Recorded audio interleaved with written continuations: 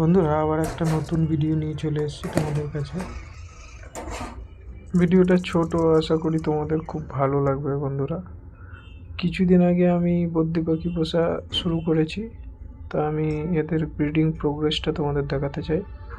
Success হয়েছি আমি। দেখো, এরা 4-5টা মতো ডিম পেড়েছে। মেল ফিমেল দুজনেই খুব ভালো, দুজনেই সবসময় ডিমে তা দেয়। 5টা ডিম দিয়েছে, 4-5 দিনের মধ্যে আরও 2-3টে ডিম দিয়ে দেবে। দেখো কি সুন্দর গুছিয়ে নিচ্ছে ডিমগুলোকে। সারাদিন কাছ থেকে আসার পর বন্ধুরা কিছুটা সময় আমি এদের সাথে কাটাই, ভালো লাগে মনটা খুব।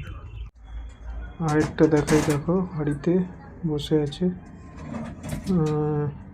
এখনও এটা একটাই ডিম পেড়েছে, সবে শুরু করেছে ডিম পাড়া।